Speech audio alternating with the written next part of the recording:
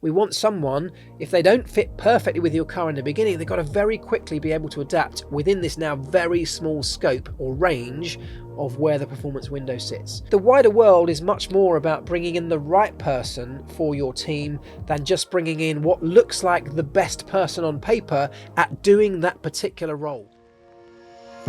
Hi, I'm Marc Priestley. I spent almost a decade at the McLaren Formula One team alongside inspirational people such as Kimi Raikkonen, Lewis Hamilton, Fernando Alonso, but also people like Adrian Newey and Ron Dennis. I created the Pitlane Life Lessons Podcast to share many of those things that I've learnt with you to help you to think about the challenges in your life a little bit more like a Formula One team might think about them.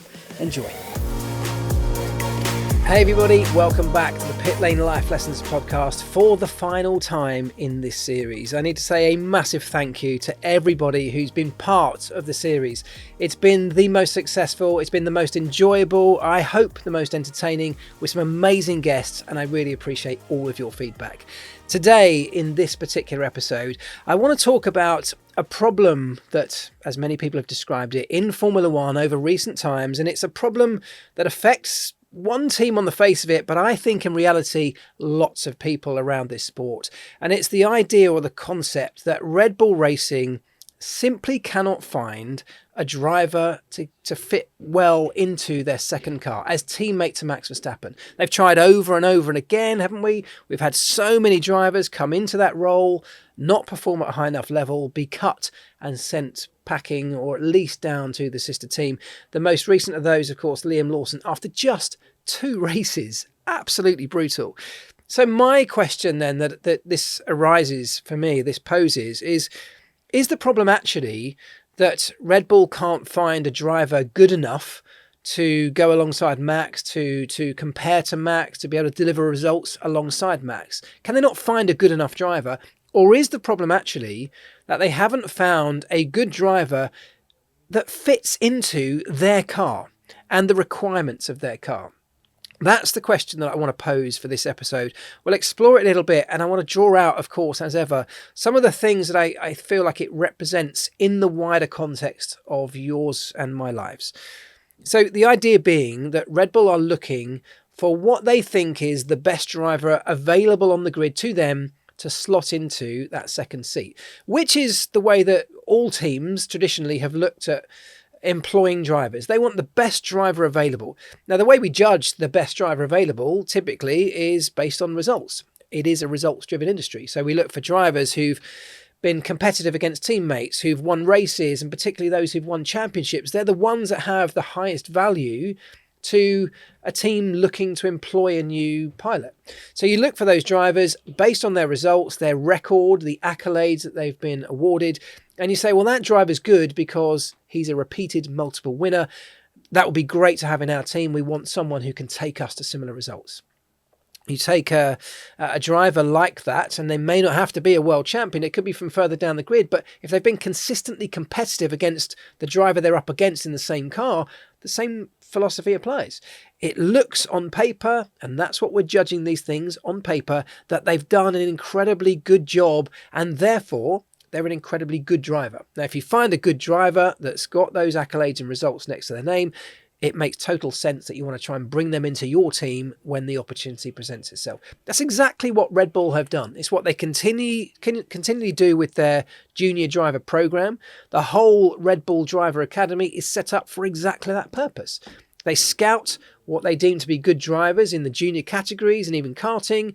They bring them through the junior formulae, and they look for the ones that stand out because of their results. Now, if somebody rises through that with a series of good results, hopefully the idea is they get an opportunity to get a step up into Formula One and eventually into that Red Bull team. Liam Lawson is a good example of that. He's had great results throughout his career. He was a standout driver in many of the junior categories. He came into Formula One with an opportunity, and he did a really good job. He put together some consistently good results in the short period of time where his initial opportunity came along. My point that I'm going to go and try and explain and make here is that I think the game has changed in Formula One, but also in the wider context of the world. Because if you think about Formula One, yes, of course, mostly what we have to go on, certainly as fans, is the results that any driver acquires. That's how we tend to judge them. It's the same across most sports, isn't it? If you win something, you're good. If you don't win, you're not as good. That's typically how we view these things. Same for Formula One drivers. So Liam Lawson, a set of good results, looks like a very good driver. You slot him into the Red Bull racing car, and for 2 weekends on the trot, he qualified literally last on the grid, whilst his teammate is delivering some extraordinarily good results in a racing car that's still nowhere near its optimum level yet. So Max Verstappen can deliver in that car. The second driver, on this occasion, Liam Lawson, was nowhere near able to do that. My point is, I don't think the reality is that makes Liam Lawson a terrible driver. If you look at the results, that's exactly what it looks like. You have one driver in Max who's extraordinarily good, the other driver in the other side of the garage, same car, terrible results. On paper, that looks like he's a terrible driver. But we know from results, from history, from who he is and what he's achieved in different categories, that he's not a terrible driver. Go back to Checo Perez, previously before him. Series of very good results at times in different cars over his career. He's been an overachiever on lots of occasions. It's why he got the job at Red Bull Racing. But in recent years, you look at the two results from him and his teammate, and he's been absolutely awful. Does that mean he's an awful driver? I actually think, if you look at other drivers up and down the grid, with Lewis Hamilton being a really good example right now, Lewis, 7-time world champion, statistically the greatest driver in the history of Formula One. Yet since we went to the ground effect cars in this modern era, first of all with him at Mercedes, now at Ferrari, he's really struggled to get the best out of those. Now, do we believe that Lewis has suddenly lost all of his talent and is no longer a good driver? I certainly don't believe that. I don't think many people do. Or is the problem not that he's not a good driver? Is the problem not that Red Bull can't find a good driver? Is the problem that driver or those drivers have a set of skills, of characteristics, a driving style, if you like, the nuances of how they go about performing their craft, and do those characteristics and nuances no longer match up to the car or the tool that they're being given to apply their craft in this sport? I think we've gone more down a path where that becomes even more of a problem. Let me just quickly explain that. In Formula One today, the cars, we're at the end of a relatively stable set of regulations. We're about to go for a massive change again next year. But at the moment, we've had this same regulation cycle for quite some period of time. And as a result of that, the brilliance of the engineers in Formula One have fine-tuned these regs and the cars within them to get pretty much the most we can out of them, or very close to that. On top of that, the entire engineering landscape in Formula One has evolved to a point where technology is now incredible. Things like simulation tools, material science, the level of understanding we have in general in Formula One has gone to incredible levels now, which means we're able to maximize so much more than we were even 10 years ago. You look at Formula One 10 years ago, I believe in whatever given regulation set you take, the cars were nowhere near as close to the theoretical performance limit of that regulation set than we are today. And as a result of that, the performance window that those cars were operating in were much bigger. And that means that you could put in different design elements. So cars looked quite different up and down the grid, yet delivered reasonably similar performance. And from a driving perspective, the same applied. You could drive that car with different driving characteristics, with a different style, with a different type of skill set from a driver, and again, still get a very similar lap time out of that car because the performance window was so wide, there was scope within that to deliver the same results through slightly different methods. Today, I don't believe we have that same luxury from a driving or a design point of view. There is now one way to design a Formula One car to get the best out of it. There are, of course, nuances, but they're very, very small. You don't see anywhere near the same level of difference up and down the grid in terms of design and design philosophies. They're all very, very similar because that's how we know we get the very best performance out of this type of regulation. From a driving perspective, each one of those cars, because we're so finely nuanced, so close to the limit, need a very specific set of inputs from the driver to get the right performance out of it.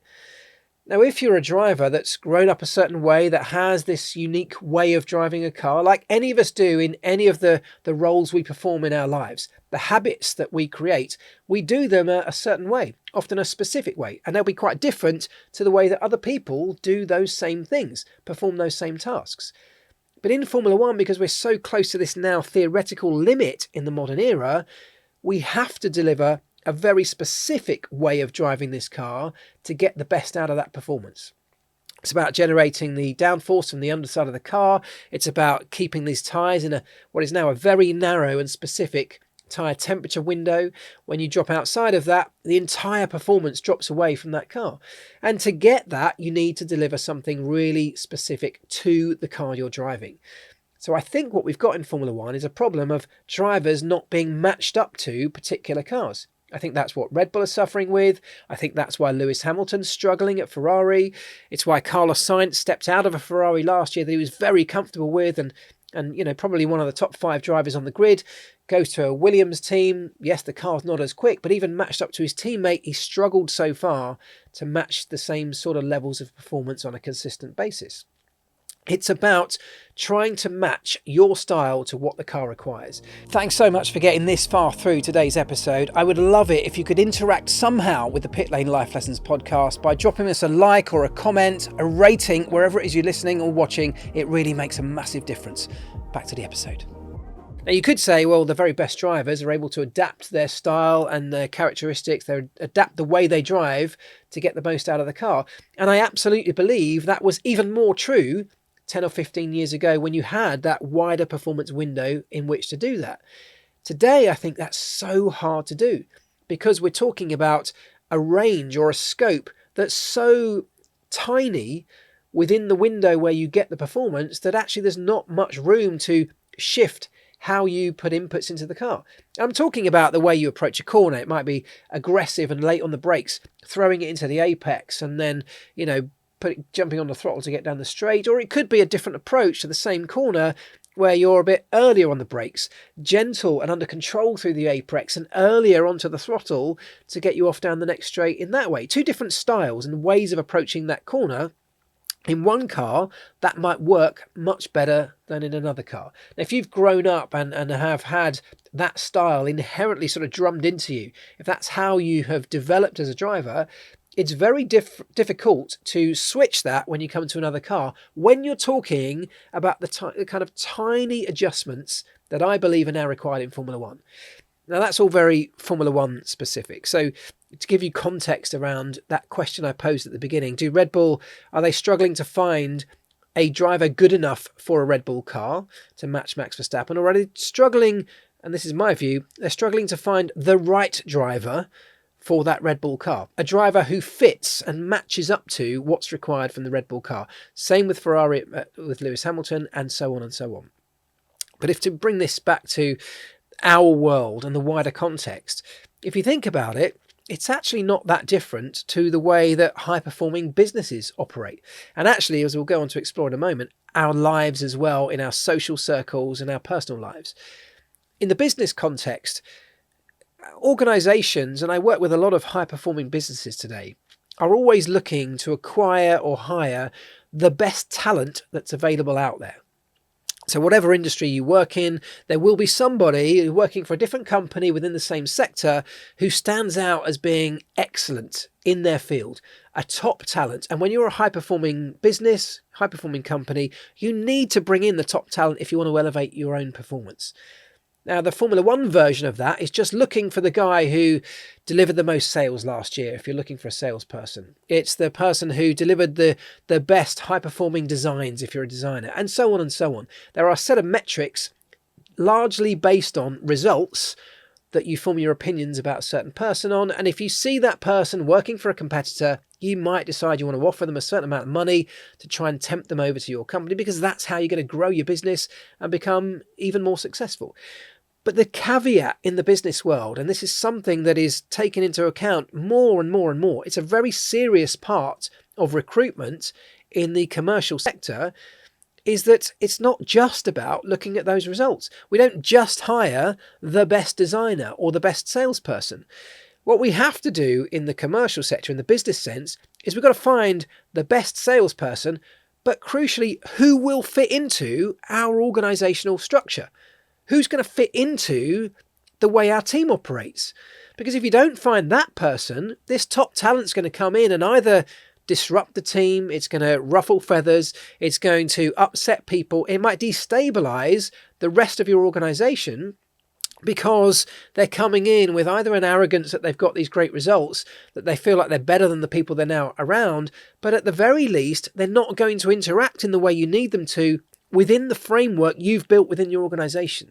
So finding the right person for your organization with the top talent is a much bigger part of recruitment than it seems to be now in Formula One, particularly when it comes to drivers, around just basing those decisions on results alone. In the corporate world, of course, you base things on results, and there's lots of metrics that can help decide that.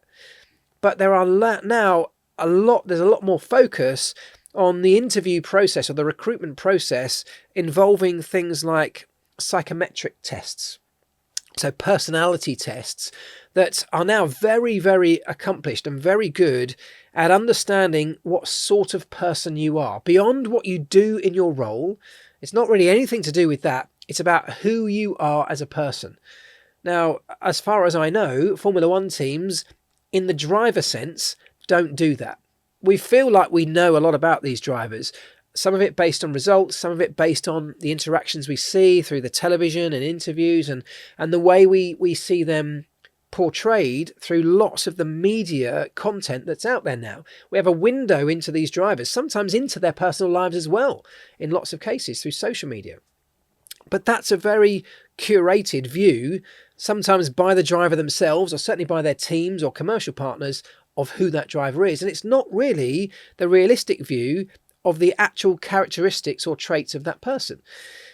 In the business world, these personality tests, these psychometric tests, do a very good job of giving the potential employer a really clear understanding of the kind of person they are and whether they will fit into the kind of people you already have working there, who, by the way, you already have a set of data from psychometric tests building up a picture of who's in your organization. It's very easy to see, very clear to see whether the data coming from this potential new employee will match up to and fit in with the data or the personalities of the people that already sit there at this moment in time. And it's a really important part of the recruitment process. If that person is very talented but won't match up, quite often they're not the right person for your organization. And it's really about finding the nuances beyond the capabilities of doing the job, which of course is a big part of it. Same as a Formula One driver. You need someone who clearly is talented in driving a car, who's capable of driving a car. But beyond that, and now I think even more important in that, is finding out who the person is behind that driver. Are they going to work well with your team? Are they going to be adaptable? Being coachable now is a metric that a lot of companies focus a lot of energy on. You can bring in a really top talent who maybe doesn't fit initially, but if they're coachable enough, you can train them, you can groom them, you can shape them to fit the organization, to fit the team that you're looking to put them in. And if somebody's talented and coachable, that is the dream. Formula One, I believe, could and should be looking in a lot more depth at some of the metrics behind just the results. Now, they're very difficult, or a bit more difficult to find sometimes in Formula One, because whilst we have a lot of data and understanding of our own drivers in a team, having worked with them and interacting with them on a daily basis, obviously that coming from another team is very protected and secretive. But part of the recruitment process, I believe, has to and probably will shift a little bit towards more of that. Whereas we have to find a way to get some of these data points, to get some more understanding of what sort of driver this particular person is that we're looking to bring into our team. That might be from bringing in an engineer from that team who has worked with them, who has an understanding of that. It might be that looking at selling packages of data that comes with a chunk of value. So not just the driver, but the driver has a package of data or information around them that can also be shared with prospective teams and employers to show exactly what kind of driving style they have, what kind of characteristics they have, and importantly, how malleable or coachable they might be. It's exactly the same in Formula One, isn't it? We want someone, if they don't fit perfectly with your car in the beginning, they've got to very quickly be able to adapt within this now very small scope or range of where the performance window sits. So the wider world is much more about bringing in the right person for your team than just bringing in what looks like the best person on paper at doing that particular role, driving a Formula One car. And in our own worlds, I believe it's more or less the same, isn't it? We look at the people that we have around us, the social circles, the networks, the friend groups, even family members and beyond.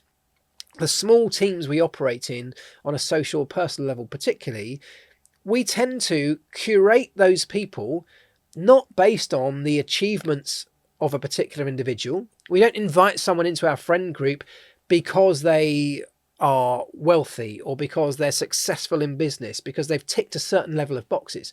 Some people do that, make no mistake, but they don't form the basis of strong bonds and great friendships or great relationships. Those type of relationships don't tend to last that often in my experience. I'm sure you've got your own version of that and you can think of examples. The reality is we tend to choose the people in our closest circles, the people in our small teams around us, because we think they will fit into that team, that they'll enhance that team, and the characteristics, the traits that they bring will elevate our team, will work really well with your own traits and characteristics, that their beliefs will fit in with yours, that their values will align with yours. For example, these traits are all the sort of things that when you bring them together and they match up nicely, will elevate the group, that will elevate you to new levels. So thinking about bringing people into your world, in my mind at least, comes very naturally to looking for the right fit over and above the right type of results that someone might have had. Their past history or their past record, the things they've been recognized for externally, the awards or rewards that they have acquired over time for doing something very well, they all count for things. They all can be impressive and they can add status to people. But that status isn't the thing that's going to allow them to fit neatly into your high-performing little group or team if you personally are on a journey of growth and discovery to try and get better at something. In that context, you're looking for someone who is, yes, very capable. You want someone who's going to be coachable, who's open-minded to your ways of thinking, just like you have to be to theirs, but also someone who's going to align with the way you can conduct yourself, the way that you live your life, the things you're aspiring to. They have to, if they're going to come into your world and help you, fit in with that. It's one of the most important metrics. And so my point with all of this is that I think Formula One has gone too far the other way.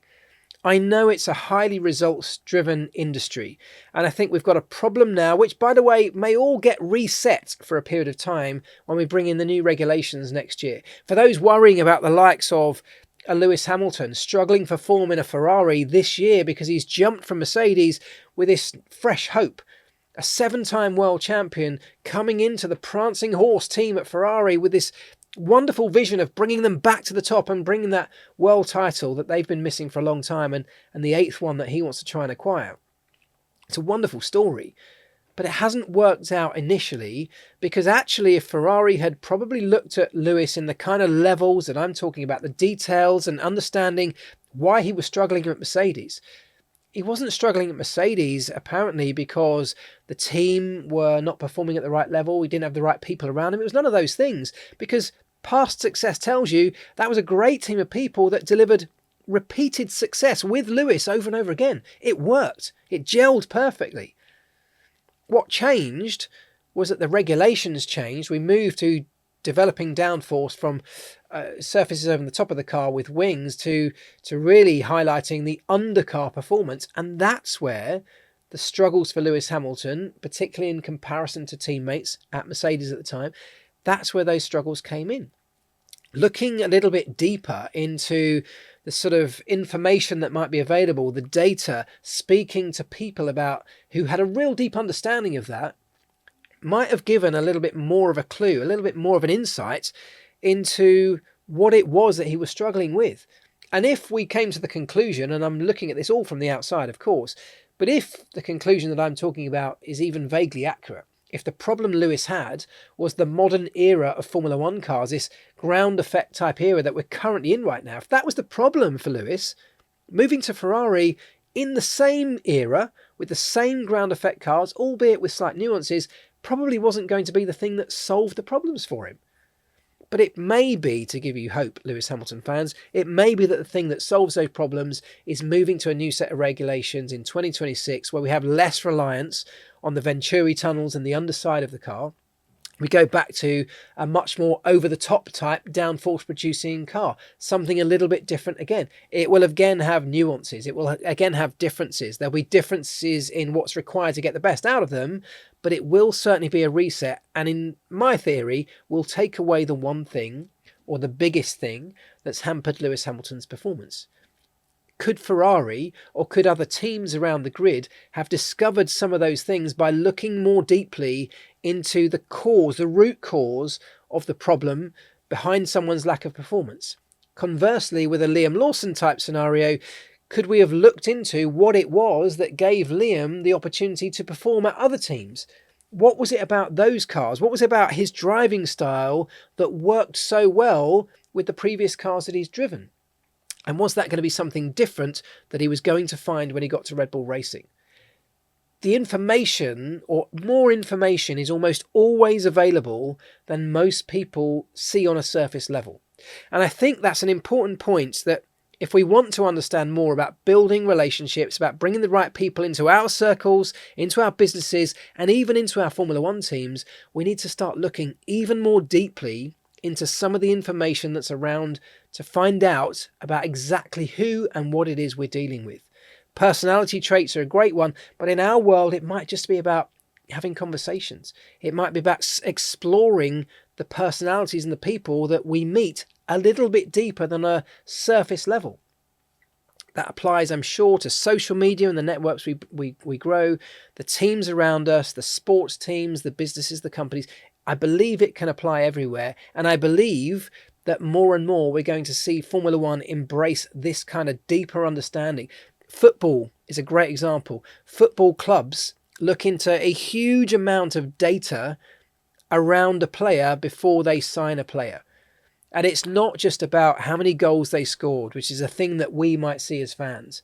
It's much more about the stuff that happens off the ball, the type of person they are in training, the amount of miles they're able to run, the fitness levels, the defensive play versus the attacking play, their positioning.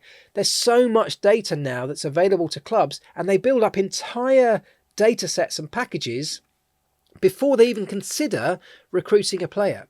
I can see that happening more and more in Formula One. And whilst I'm not suggesting that in our personal lives we start trying to harvest data from people before we make decisions about who comes into our friend group, I'm saying the same theory could potentially apply, where we start to have deeper conversations rather than just social media conversations or text chats. We have deeper and more meaningful conversations to try and understand who it is we're about to form these relationships with. Meeting somebody on a dating app is a 10-second process. And of course you go on to meet them hopefully in real life if you see something you like. But the conversations that happen there tend to typically be still relatively surface level for quite some period of time before you get to know that person. And I just wonder if the people that we bring into our lives, in whatever context, social or business, whether there is more information that if we consciously look for it and ask for it, if we try and find those things out, we might have a little bit higher success rate in bringing the right people into those circles that we're looking for. Maybe it's something that the world that we live in the business world, might be able to teach Formula One more so than often we talk about on this podcast, where Formula One can teach us. There's just a thought for anybody. I'd love to know what you think on all of those different topics. Love to know what you think about Red Bull's problem, about the Lewis Hamilton saga at Ferrari and beyond. Do you agree with what I've said? If you don't agree, I'd still love to hear it. That's what this forum is all about. Your interactions, your comments, your feedback is all really appreciated. And because this is the last episode of this current series, I just need again to say a massive thank you to everybody who's done that all the way through the series. Lots of you have shown so much positivity for many of the guests that have come on, for lots of the topics that we have covered, and the fact that you leave comments under a YouTube video or on my social posts, those people who have followed, liked or subscribed to the channel, I cannot tell you how much of a difference that makes to the way that we're able to go about promoting this and therefore getting bigger and better guests on board. So if you haven't done it yet, just take a moment. It takes seconds and costs you nothing. Hit the follow or the subscribe button. It makes a massive difference. Thank you again. I would really love one bit of information from you at the back of this video. Who would you like me to bring onto the show for next season? There are so many personalities from within Formula One, but also around the edges as well, that have something valuable to share, and I would love to speak to as many of them as I can, but I would love your input on it. Let me know. I think it would be really great. We'll continue this very, very soon, and in the meantime, as ever, until we meet again, don't forget, do the right things, do the things right.